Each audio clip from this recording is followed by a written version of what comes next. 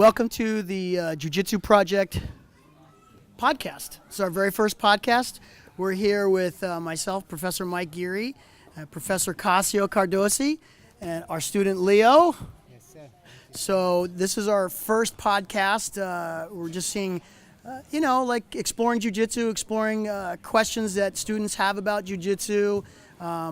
Professor Cassio is a 4th degree black belt in Brazilian Jiu-Jitsu, 6th degree black belt in Judo, student under Fabio Gurgel. He has many, many, many years of martial arts training from Sao Paulo, Brazil. So he's been in the entire lineage of the Gracies from the beginning, from early days. I'm, probably a maybe second generation American student under Eduardo de Lima. So it's an interesting thing seeing our cultures come together, seeing the different styles of jiu-jitsu come together, and seeing where jiu-jitsu takes us as we all grow together in this wonderful art. So with that, I'm going to turn it over to Leo and ask a question. Yes, sir. You got to put that close up to you.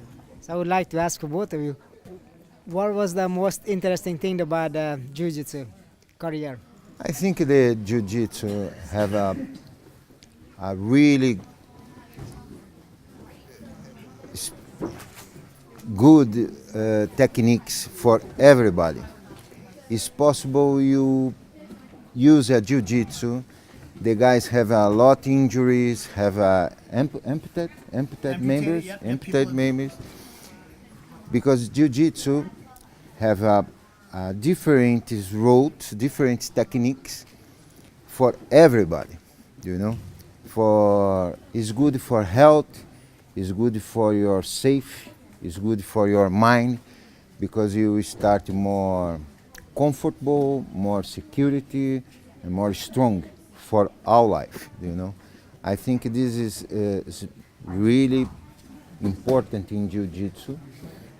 Is adaptive for all people.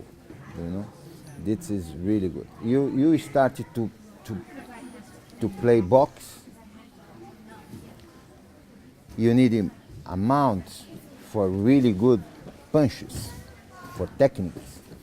You started Jiu-Jitsu maybe 10 hours in classes. You have a skill for self-defense. It's really, really fast for work Jiu-Jitsu. This is a point different for other martial arts. That's it.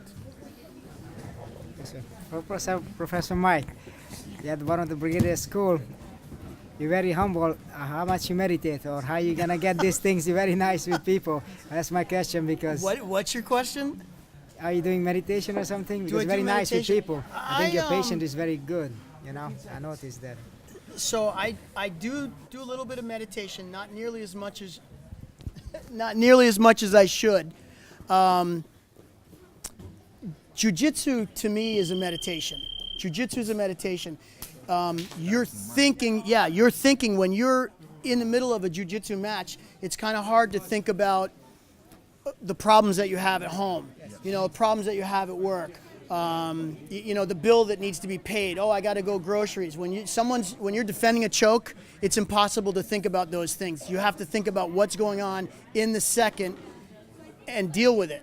So I practice Jiu-Jitsu every day, so in that aspect, I meditate every day. I think Jiu-Jitsu as a whole makes people friendlier. Even, it's kind of funny, we're studying a martial art, and it's a very aggressive martial art, and yet we're here with our friends every week. We see people we trust.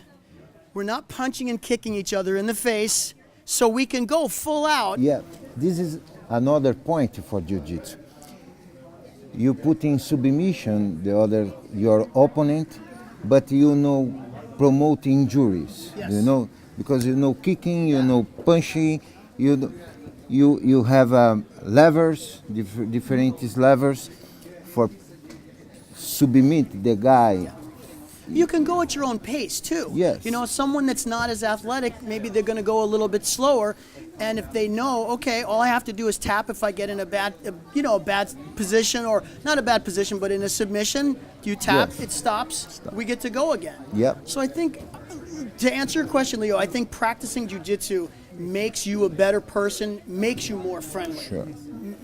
Makes you like people more.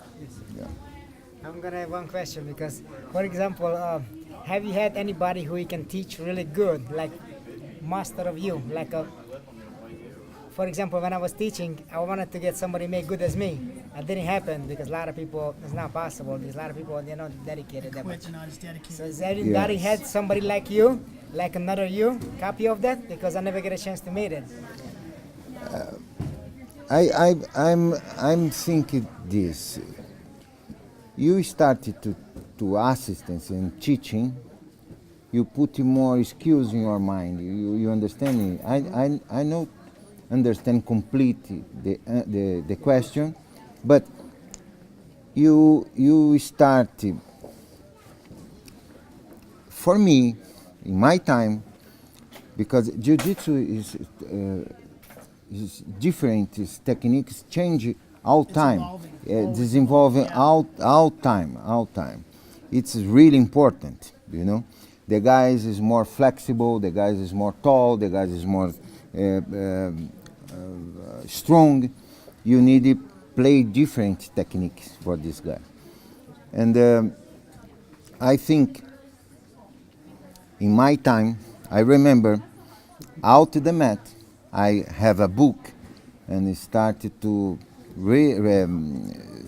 write the technique all time. Return to my house in the bad time. This. For 35 years, you continue To learn. to learn. Yeah. Yeah. It's amazing. This is a secret for and magical for jiu-jitsu. This is a really good. But your assistance for teaching is good for you, but you need to ask, hey, it's possible, because sometimes you understand different movement. You teaching is possible put the other guy in dangerous situation. You understand me? And it's really important you continue out injuries, yes, because you have a problem in your knee or in your elbow, you stop for 1 month, Do you have any black belt students? Yes. How many black belt students do you have? In my learn, yes. That are your students? Yes, I have 8. 8 black belts? Yes. 8 That's black awesome. belts. Because I'm stopped for teaching in the regular dojo for training militaries and training police. Gotcha. All time I put up a different skills and adaptive for police and militaries.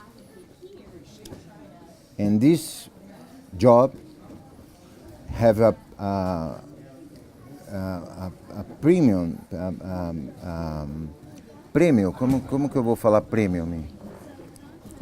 Tem um reconhecimento international, ONU, organização dos... So you worked for an international organization? Yes, Okay. and this time have a lot of people die in police. Yeah. I'm started to new techniques adaptive for jiu-jitsu. The numbers the guys dies in my city, in my state, in São Paulo, have 100 police dies in 1 year. The number coming down. After you implemented yes. the training? It's not only my plan. Fabio Gurgel assistants me and the other teachers assistants have this situation.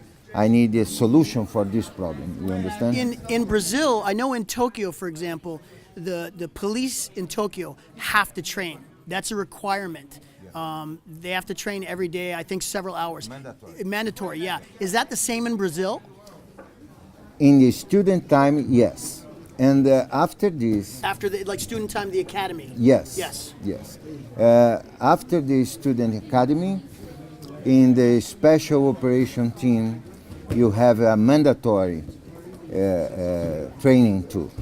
But without these special teams, as a regular police, you have an invitation. You invitation the guy, hey, coming is free. But you not know? mandatory. Not mandatory. Do you think it should be mandatory? Yes. Absolutely, yeah, I Yes. agree with that as well. We have we have issues with our police force, which is, you know, these guys are out there protecting and helping people all the time. But I know as an instructor, as a martial arts instructor, I think they would be better able to serve the public if there was mandatory training in jiu-jitsu, in martial arts that these guys had to go through every day before going out onto the street. It would make a huge 1 hour. difference. You, Yeah. you started your job for time in police or in military jobs. 1 hour this time you need to train. Yes. You know, it's I think it changed this time in Brazil. I think I hope because so. it yes. I'd like me to see too. it change this way in the United States as well. Yeah. So, Leo, thank you so much for your questions, sir. Okay, I'm going to give you the mic and you go ahead and ask away. Okay. All right, Professor, I know this is hard to believe. I'm 47 years old, and I only started 4 months ago. Okay. What advice do you have for the older person that wants to start jiu-jitsu? It's a really good question and a really important question. Fábio Gurgel have a student in Brazil start time in dojo for jiu-jitsu, maybe 67, 68 years old. Now 75, 76 years is black belt. Wow. You know, it's because it's safe. You know, is protect your body. And it's possible you compete too. You know, no have a time for no compete more because it's too old. No, you have a masters competed there. You know, and coming my class, you start more movements, and Professor Mike, all time, it's amazing techniques, and I'm here for help and assistance, Professor Mike, for teaching. It's my pleasure, you know, it's my honor. It's Professor Mike invitation me, hey, you like to teaching in my dojo 1 time a week? Oh man, it's an honor. Well, the honor's for me. Thank you. I really appreciate it. Changed my life. Mine too. Thank you. Mine too. And Professor, I have one more question. You know, because I'm just, again, since I'm new to this, I'm trying to understand the differences in some of the martial arts. So, for instance, what are the true differences between Brazilian-style jiu-jitsu and traditional judo? It's really good question too. You know. Long question. Yes, it's a long question. In 19 area, século XIX, 1860, yes, yes. Have a different dojo in Japan, different techniques, but these techniques is for warriors, for war time. One dojo is good for submission, other dojo is good for levers, other dojo is striking. Dojos use spears. Yes, Dojos, so use instruments, you know. And Jigoro Kano, it's have four mentors for judo, actual Yes, judo. yeah. Yeah. Change the techniques and put the techniques little bit different. And Brazilian Jiu-Jitsu is really close to the judo.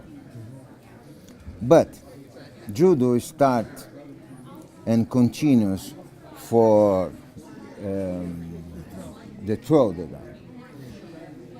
And put in second level for submission, for levers, yes. And the Gracie family in Brazil, this time, have a Conde Koma. It's a Japanese guy coming in 19... 20, was it like Yeah, 1920s? 20s, yes. And in state in Brazil, and he started to teaching for, because it have a lot assistants for the family Gracie, Carlos Gracie, senior, you know, and they started to teaching this time. It's a this é a origem, the origin, the Jiu-Jitsu. It's more levers, more. And Helio Gracie, you see Helio here? Yes. No. Yes. We only have Carlos Sr. Yes. I need to put Elio's picture up. The Carlos, no teaching. Sorry. The Helio, no possible student because it's too small and have a problem for breathe. Yes, yes. Oh, it's better for you only see. And Helio stayed there all time. One day, the Carlos Senior out the dojo, and the guy coming for the student, Helio, I teaching for you. The guy liked this situation. Wow, this is really good. It's different techniques. I like. The Carlos returned. Hey, now I'm studying with Helio, and started to the students for Helio Gracie. And Helio is have a need constant challengers for put your technique in big guys and different guys. The Japanese guys coming and have a challenger for Helio. Hey, you win the small guy, it's possible you challenge with me, you fight with me. This is a Kimura. Okay? Win, now is you, win again. But no win. The fight close to 3 hours. Wow. Constant fight. This time it's a new technique for Helio, never see this. It's a Kimura. Wow. Helio lost, but the Japanese guy says, you is amazing. I never 3 hours fight, do you know? And the Gracie family coming to US and start UFC. UFC no have time, no have gloves, no have this time, you know. And The martial arts changed completely. yes, completely. In the world. Yeah. In the world, yes, because the Royce Gracie and the Rickson Gracie for UFC start with a Royce Gracie, Yes. and Royce Gracie is more it's not too strong, but flexible guy, and win all time Yes. for the big guys, 3 times your weight, you know. And American see this, hey, We want that. yes, Yeah. you know. Yeah, it changed everything. Yeah. It changed everything. I remember I was in Aikido, studying Aikido. I was a black belt in Aikido when we saw the UFC, and it changed everything. I remember my Aikido instructor telling me, Eric Henkel's telling me about these guys from Brazil that Chuck Norris was studying with. He was studying with these brothers. That's all we heard about. We didn't, the UFC wasn't on. Nobody knew them, but there was like these rumors spreading through America about these invincible martial artists in Brazil. And I remember being in Aikido and just thinking, wow, what are these guys doing? What's going on? And then when we saw the UFC, I remember there were a lot of people in Aikido that were very like, oh, blah, blah, blah. That's, they're barbarians, they're this, they're that, and the other thing. But there were a lot of us Aikido students that looked at it and went, that's real. Yeah. Like, Aikido has some neat principles. It's effective when you use striking with it and things like that. But a lot of the Aikido that we were taught during that time, it doesn't really have practical applications in technique on the street. It's not a resistant art. We don't resist in Aikido. You do a technique, you flow with the technique, the person falls. I still gain a lot of my teaching comes from Aikido. I have a lot of Aikido principle that I teach in Jiu-Jitsu, but the fundamental fact is in Jiu-Jitsu, people resist you, and your technique has to be solid. Your technique has to be on point, and there was nothing like it. I just remember being, 20-something years old, thinking to myself, what is this stuff? This is amazing. I think everybody in America pretty much was like that during the 90s and the early 2000s. And you have a 47 years, yes? 47 old? Yes. It's really good time for student Jiu-Jitsu. Believe me, maybe 2 years more, you answer my question. You love or not love? Probably he's gonna love it. Yes. Yeah. Yes. He loves it now. Yeah, I love it. Yeah. Yeah. And I was in college, it was my senior year when UFC 1 came on pay-per-view, and I remember thinking, wow, this is like really cool. You see all the different styles, and when Royce Gracie won that first championship, and just like I think the longest bout was maybe 30 seconds. It was short. And this time, it's not only one fight. You remember? Yeah, it was a tournament. Yes. It was a big tournament. Yes. Yeah, I think he had 4 fights. 4 or 5. fights, Yes. Yeah. So of course, work, traveling. I'm in the Army, so being stationed in bad places, that all gets in the way. Yeah. And so finally, 25 years after I watched that first fight, I finally get to do it. I'm excited about that. You know what's cool? One of the things, Steve, that's neat, and you just said that about traveling, there's jiu-jitsu academies all over the world. Yes. That's one thing that martial arts has given me, and in particular, jiu-jitsu. I have friends all over the world that practice jiu-jitsu. You can go anywhere in the world pretty much and walk into a dojo, say, hi, I'm so-and-so from so-and-so, and they will welcome you with open arms and have you come in. Military, at Ramstein Air Force Base over in Germany, one of my black belts, Victor DeMilo, is now training at the Air Force Base. He went through the Air Force, he got stationed in Germany, we picked Germany, he wanted to go to Germany, and all of a sudden he sends a picture of him in a class with like 40 people, and he's the only black belt, in the largest Air Force base in the United States and Germany. So, and then he's over there and he runs into another one of the students that trains here. You'll run into people all over the world that will know somebody that you train with somewhere. It's an amazing thing. I don't think there's anything like jiu-jitsu in humanity that you can be on the mats. If you're a decent person, you're not a jerk, you're a nice person, it doesn't matter what color you are, it doesn't matter what shape you are, it doesn't matter what you believe in, who you love, who you don't love. There are no boundaries that prevent someone from coming on the mat. We've seen people that have had major handicaps come on the mat and learn, and you're with your friends all the time. Yes. Jiu-jitsu makes you a better person. Yes, it makes better people. And that was the original gift that Jigoro Kano wanted to give.